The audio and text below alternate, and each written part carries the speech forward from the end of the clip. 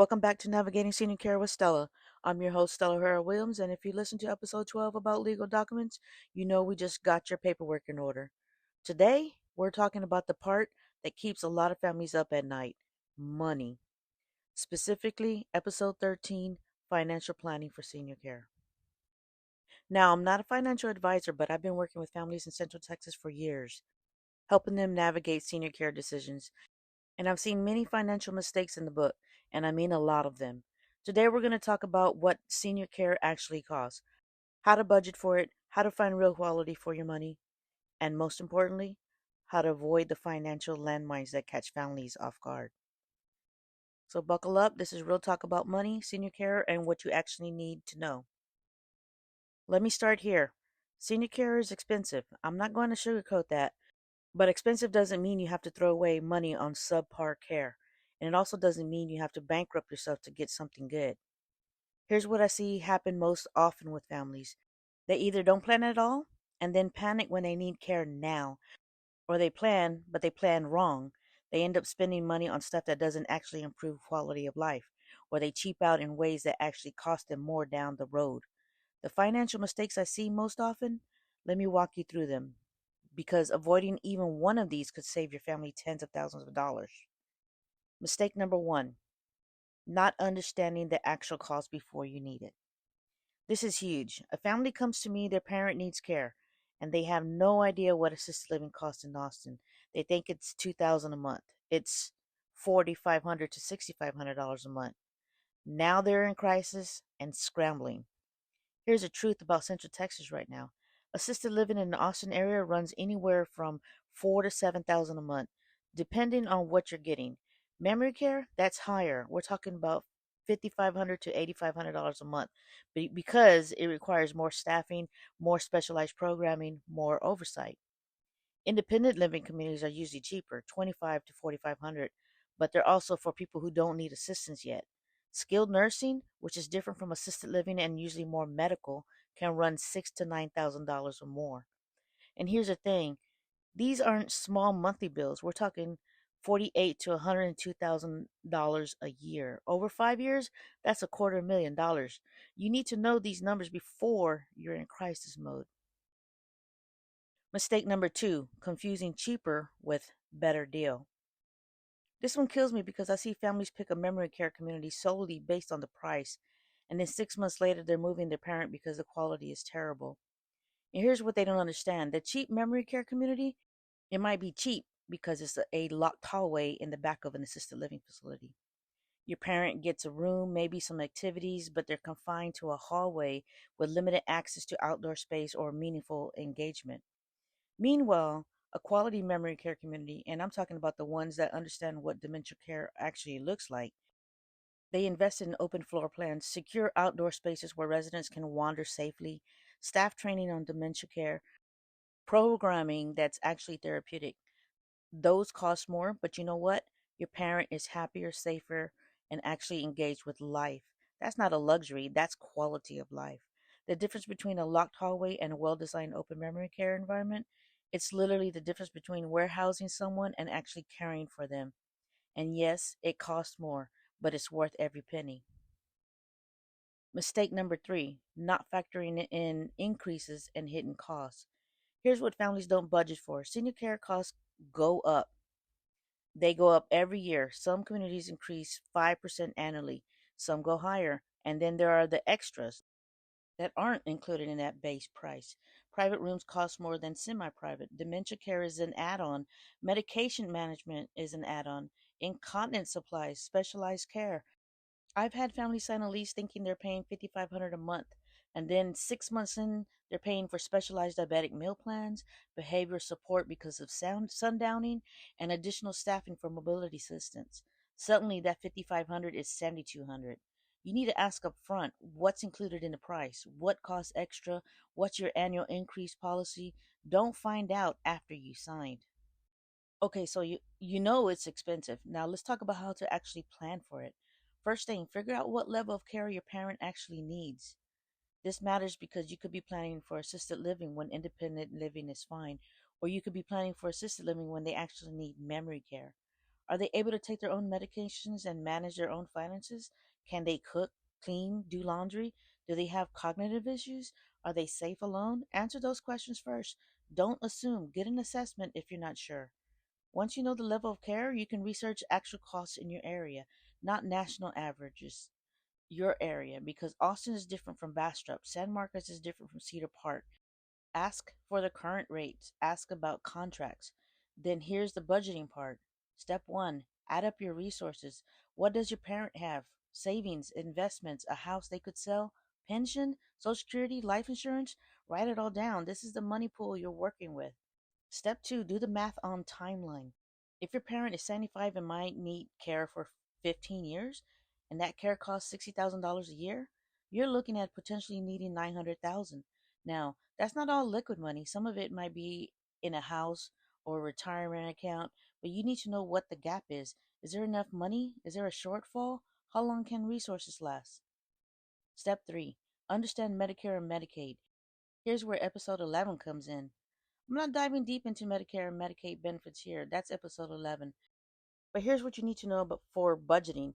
Medicare does not cover most senior living. Medicare covers skilled nursing for up to 100 days if certain conditions are met. That's it. It doesn't cover assisted living. It doesn't cover independent living. It doesn't cover memory care. Medicaid does cover some long term care, but only if you qualify financially. And qualifying means your parent basically has to spend down their assets to poverty level. There's a process called estate recovery that kicks in after death. It's complicated and it's worth talking to someone who understands Medicaid in your state because every state is different.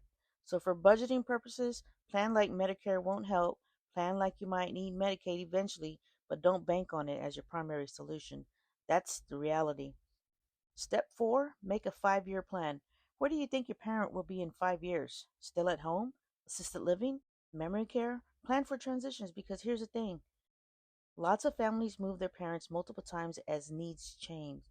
First is independent living, then assisted living, then memory care. Each move is emotional and expensive. If you plan ahead, you can anticipate costs and sometimes negotiate multi year agreements or find communities that serve multiple levels of care. This is a lot of information, but here's what matters. You don't have to spend the absolute maximum to get quality, but you also can't expect to pay $3,500 a month for memory care and get what you get at a $6,500 community. That's not realistic. What you can do is find value, and here's how. Question one, what are you actually paying for? When you're looking at a memory care community, ask about staffing ratios. How many residents per caregiver? Some places it's one staff member to four residents. Other places it's 1 to 8 or more. That matters because that directly affects your parents' quality of care. Ask about training. Do the staff have dementia certifications? Have they been trained in de escalating techniques? Or are they just general caregivers? Training costs money and it shows up in the quality of care. Ask about programming. Are activities just busy work, coloring, sitting in a room, or are they therapeutic? Are they engaging residents' cognitive abilities? Are there outdoor spaces where residents can safely move around? Open spaces matter. They matter a lot. Ask about turnover. What's the staff turnover ratio? High turnover means your parent is getting new caregivers constantly, which is destabilizing for someone with dementia. Low turnovers means consistency and better relationships. These are the things that make the difference between a locked hallway and actual memory care. Question two, what's not included? This is where families get surprised. Ask what the base price covers, then ask what costs extra. Write it down. Don't rely on memory. Medications, extra. Specialized diets, extra. Incontinence supplies, extra. Behavioral support, extra. Physical therapy, extra. Trips outside the facility, extra. Get the full picture? Question three, what's the contract actually say? Read the contract. Understand the termination clause. What happens if your parent needs change and they need more care? Can they stay or do they have to leave? What happens if your parent passes away? How much notice do you have to give and do you owe a full month's fee? I've had families stuck in situations where they wanted to move their parent because the care was inadequate, but the contract trapped them for another month's fee anyway. Read the contract. Question four, can you actually afford the increases? Ask about the increase policy. If it's 5% a year, can your parents' resources sustain that for the long haul? If memory care is 6,500 now, what is it going to be in 10 years with the annual increases? Do the math. Make sure you're not setting yourself up for situations where you can afford it now but not in 5 years. You know, I'm actually living this right now. My mom is at home with me, and that decision to keep her at home, that was a financial decision too. When my mom's needs shifted and we realized she needed more support, we could have moved her to a community. A lot of families do, but we looked at the numbers, we looked at what matters to her, and we made the choice to keep her at home. This meant figuring out how to afford that choice. Here's what people don't talk about: keeping your parent at home can actually cost as much or more than a community, depending on the level of care they need. I'm managing her medications. I'm doing nighttime care. And that's real. That's exhausting. That's every single night. I've had to adjust my work schedule. I've had to invest in equipment, grab bars, medical bed, adaptive tools, alarms. I'm paying for supplies. Sometimes I need respite care so I can actually sleep or handle business. That costs money too. But here's what I'm getting for that investment. My mom is in her home. She's surrounded by her things, her memories, her life. She's not in a locked hallway. She's not one of 10 people that one staff member is managing. She's my mom, and she's here. Now, I'm not saying everyone should do what I'm doing. Some families generally don't have the capacity or the resources, and that's real too. But what I learned is this: value isn't just about what you're paying at a facility, it's about what you're getting in return for that money, whether that's emotional, practical, or both. Keeping my mom at home means I'm tired sometimes. It means I'm wearing multiple hats: caregiver, advocate, business owner. It means I'm sacrificing things, but it also means my mom still has autonomy in her own space. It means I'm there for her in ways a facility, no matter how good, can replicate. That's what quality looks like to me. Not fancy buildings or beautiful lobbies. It's presence, it's consistency, it's knowing that the person caring for you is doing it because they love you, not because it's their job. Now, I'm telling you this story not because I think everyone should keep their parent at home. I'm telling it because I want you to understand there are options, and each one has real costs and real benefits. The goal is finding what actually works for your situation, not what sounds best on a podcast. That's what I want for every family I work with. Whether your parent is at home, in assisted living, in memory care, or in skilled nursing, the goal is the same: safety, dignity, quality of life, and your ability to sustain it without destroying yourself. That's what matters. Here's the truth: money conversations are uncomfortable, but they're also essential, and avoiding them doesn't make them go away. It just makes them worse when they catch you off guard. So here's what I want you to do this week. Step one: know your numbers. What financial resources does your parent have? Write it down. All of it: savings, investment, property, pensions, Social Security, life insurance, veterans benefits. Get real about what's available. Step two: research actual costs in your area. Get on toursandyourliving.org and search in your area that match your parents' care level. Look at the current rates, the actual numbers, not estimates. Step three: do the simple math. If your parents live 10 more years and needs care at that level, how much will it cost? Can your parent afford it? Is there a shortfall?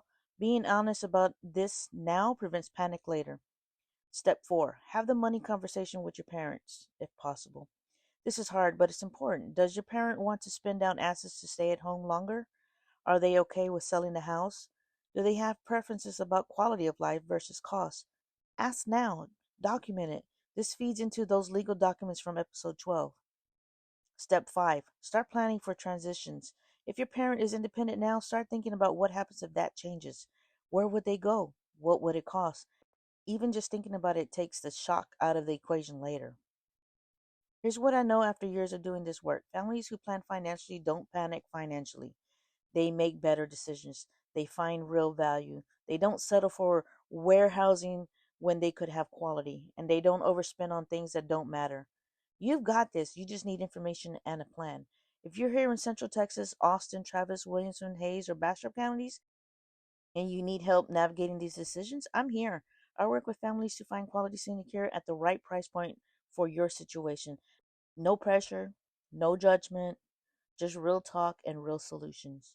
You can find me at stellawilliamstx.com, or you can search assisted living or communities at tourseniorliving.org. 24/7 availability, bilingual services. That's what I do. Next week, episode 14, respite care, taking breaks without guilt. Because you can't pour from an empty cup. And we're going to talk about why taking care of yourself isn't selfish, it's essential. Thanks for tuning in to Navigating Senior Care with Stella. Have a blessed day.